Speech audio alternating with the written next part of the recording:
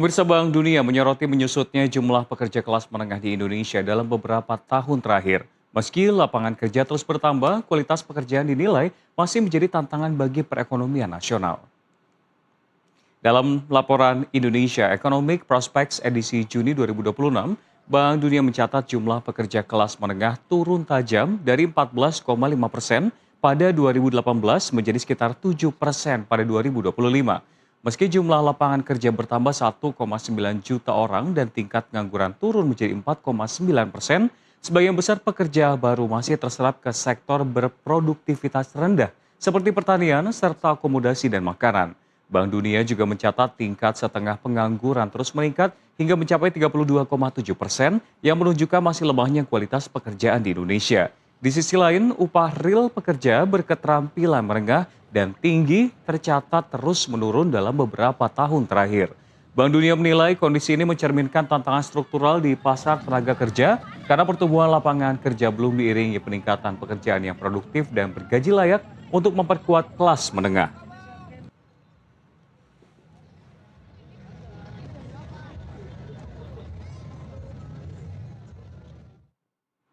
Pemirsa, di informasi sebelumnya kita mengetahui menyusutnya jumlah kelas menengah serta minimnya ketersediaan lapangan kerja yang produktif bukan sekedar statistik ekonomi. Ini adalah sinyal bahwa daya tahan keuangan keluarga kita sedang diuji. Mungkin belakangan ini kita sering dengar berita ekonomi Indonesia tentang katanya sih ini sedang tumbuh bagus ekonominya. Tapi jujur saja pemirsa, apakah Anda khususnya ibu-ibu yang sering masak nih merasakan hal yang sama di dompet masing-masing?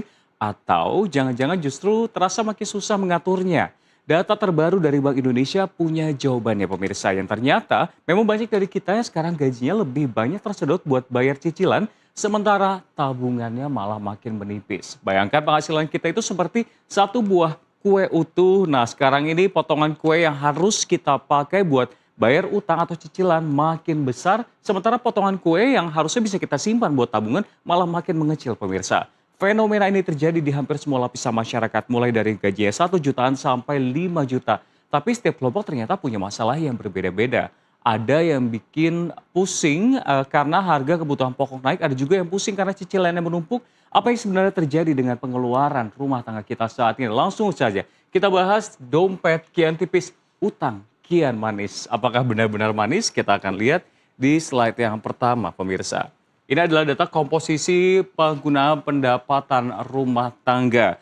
Kita akan cicil semuanya informasinya berdasarkan dari masing-masing tingkatan gaji yang ada pemirsa. Namun kita akan lihat terlebih dahulu rilis terbaru dari Bank Indonesia menunjukkan kondisi keuangan konsumen mulai mengalami tekanan. Hal ini terlihat dari meningkatnya porsi pendapatan yang digunakan untuk membayar cicilan atau utang. Sementara porsi pendapatan yang disimpan sebagai tabungan justru menurun pemirsa. Kita akan lihat terlebih dahulu di sini. Di sini masing-masing bar chart untuk bulan Mei dan juga April terbagi menjadi 3 warna.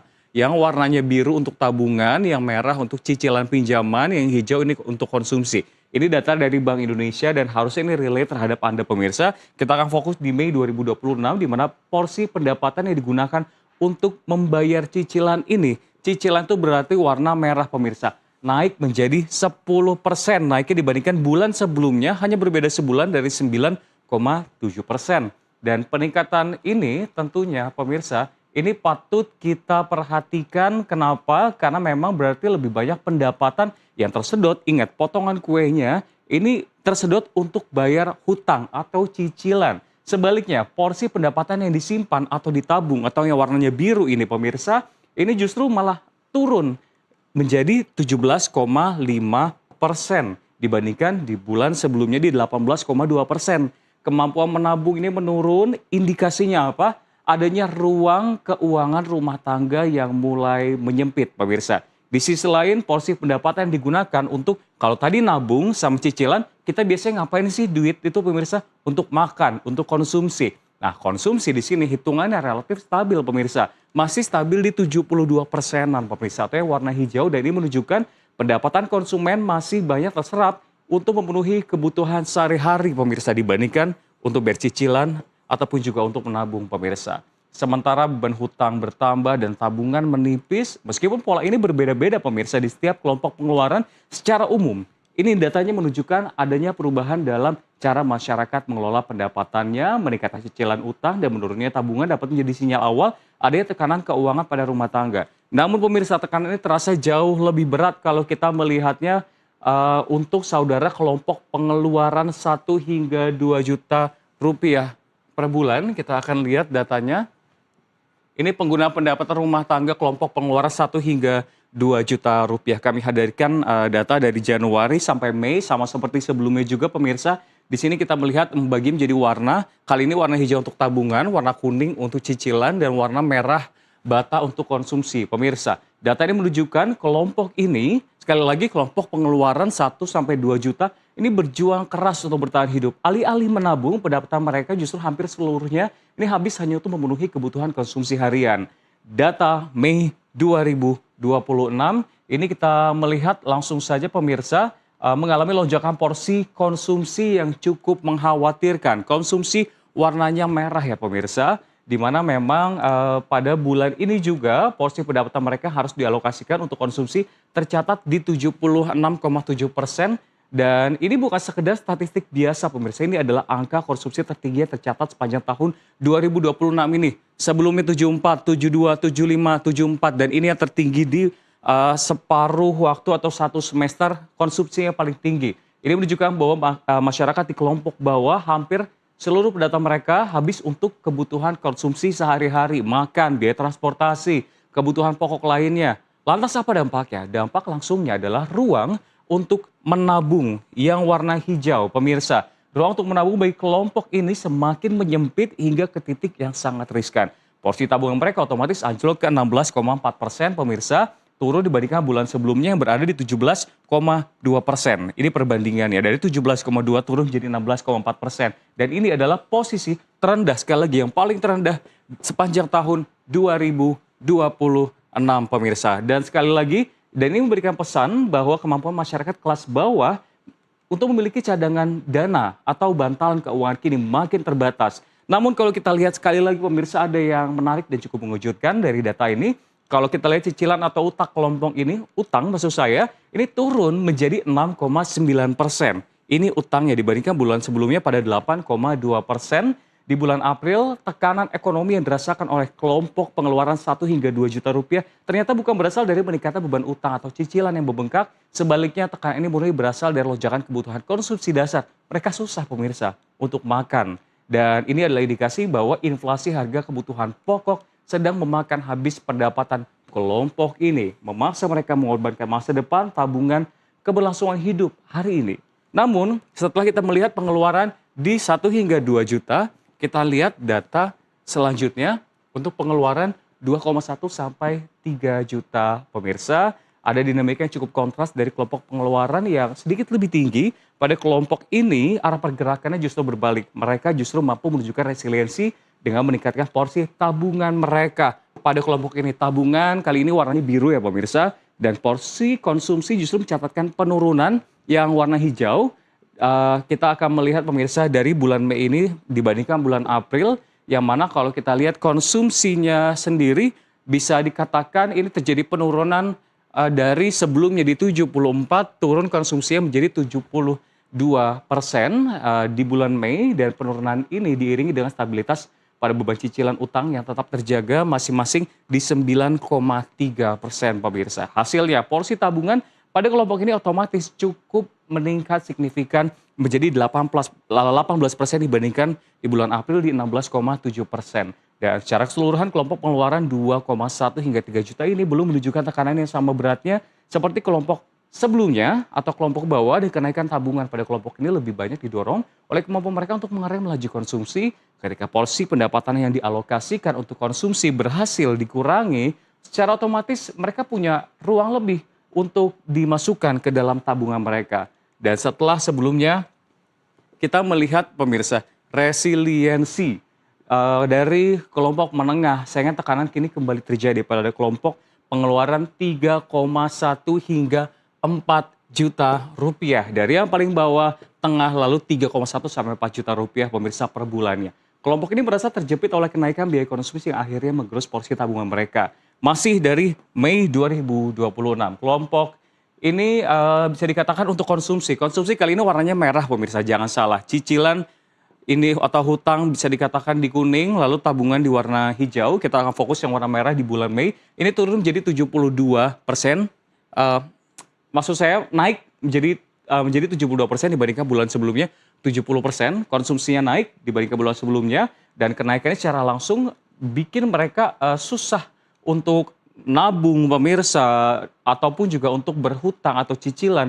Jadinya kalau kita lihat untuk nabung sendiri mengalami penurunan menjadi 16,9% dibandingkan 18,3% di bulan sebelumnya, turun 1,4%. Dan juga pola ini memperlihatkan bahwa ketika konsumsi meningkat, masyarakat kelompok ini harus mengurangi pendapatan mereka untuk menyimpan untuk masa depan. Di balik tekanan ini ada satu hal yang positif. Kalau kita lihat beban cicilan atau kelompok ini sendiri untuk hutangnya ini menunjukkan tren penurunan dari 11,7 menjadi 10,9% pada Mei 2026 dan kenaikan biaya hidup sehari-hari ini tetap menjadi tantangan utama yang menekan kemampuan mereka untuk menabung pemirsa. Kali ini dari 1 juta ke 2 juta hingga sampai ke 4 juta. Kita akan melihat dari 4,1 hingga 5 juta. Saya akan hadirkan data dari masing-masing gaji. Mungkin Anda relate pemirsa. Untuk pengeluaran 4,1 hingga 5 juta rupiah per bulan, dinamika yang terjadi justru lebih stabil. Mereka, kita bisa lihat di sini beban cicilan mereka memang bertambah pemirsa. Kalau misalkan mau lihat lebih rinci nanti bisa di screenshot lalu di zoom. Ada juga bisa kasih komentar di bawah. Kita akan lihat di Mei yang warna merah ini untuk cicilan pinjaman, hijau ini untuk konsumsi dan biru ini untuk tabungan pemirsa. Kita akan lihat di sini untuk beban cicilan mereka yang bertambah. Untuk cicilan warna merah sebelumnya 10,3, kali ini ada 10,7. Terjadi peningkatan sangat tipis. Lalu juga kemampuan mereka untuk menabung ini terbilang stagnan atau masih sama 18,6 menjadi 18,7 dari April ke Mei pemirsa, dan konsumsi juga dari 71 hanya berkurang tipis di 70,7, dan bisa dikatakan yang paling utama di sini kita berbicara soal tabungan pemirsa. Tabungannya di sini bisa dikatakan membaik dari 18,6 menjadi 18,7, dan ini memang sebetulnya menunjukkan adanya dan terlepas dari kenaikan cicilan yang ada ini, porsi tabungan kelompok ini mampu naik tipis, bahkan angka tabungan ini menjadi yang tertinggi pemirsa dibandingkan pada tahun 2023. Ini kita hanya hadirkan 2025 saja, namun jika ditarik dari tahun 2023, ini menjadi tabungan yang tertinggi untuk gaji 4,1 hingga sampai 5 juta rupiah pemirsa. Dan kita juga mungkin akan melihat untuk penurunan konsumsi yang warnanya hijau 71 ke 70. Ini memberikan ruang memang bagi kelompok ini untuk tetap meningkatkan porsi tabungan mereka. Dan terakhir bagaimana dengan kelompok atas, orang-orang yang ya bisa kita katakan kaya lah pemirsa. Yang nonton dengan pengeluaran lebih dari 5 juta rupiah. Berbeda dengan kelompok lainnya, tekanan paling nyata justru datang dari beban cicilan utang. Kalau untuk pengeluaran lebih dari 5 juta rupiah. Mereka yang berpenghasilan lebih dari 5 juta ini porsi pendapatan yang harus disisihkan untuk membayar utang melonjak drastis pada Mei 2026. Mungkin naik satu kelihatannya kecil, tapi kalau kita ngomongin berbasis data, ini sebetulnya sangat tinggi pemirsa. Kalau kita lihat ini 12,8 naik dari sebelumnya di April hanya beda sebulan 10,9. Warna kuning, cicilan pinjaman pemirsa. Lalu juga dampaknya ruang untuk menabung otomatis mereka juga menjadi tergerus cukup dalam dari sebelumnya 19,2 untuk nabung menjadi 17,5% pemirsa, dan porsi konsumsi mereka juga sebenarnya turun tipis pemirsa menjadi 69,7 dari 69,9. Tipis sehingga dikorbankan adalah dari tabungan menjadi kecicilan. Ini membuktikan bahwa tekanan yang mereka rasakan bukan dipicu oleh kenaikan biaya gaya hidup atau konsumsi, melainkan murni karena meningkatnya beban kewajiban utang. Kalau mungkin cicilannya rumah, mungkin relate kali ya sama kenaikan dari BI rate yang tiba-tiba dadakan 50 basis point, atau juga terakhir ditambah 25 basis point. Dan itulah sebetulnya gambaran kondisi keuangan kita saat ini. Kita bisa melihat bahwa tantangan yang dihadapi setiap orang berbeda-beda. Ada yang masih bisa bertahan dengan cara berhemat, namun tidak sedikit juga yang mulai merasa terhimpit oleh beban cicilan maupun naiknya kebutuhan sehari-hari. Satu hal yang pasti di kondisi saat ini kita memang dituntut untuk lebih bijak lagi dalam mengatur pengeluaran, prioritaskan apa yang benar-benar dibutuhkan, dan sebisa mungkin tetap sisihkan sesuatu untuk masa depan, pemirsa. Demikian hasil bedah saya di segmen Bedah Data. Kita akan kembali ke Nusantara Business Hour.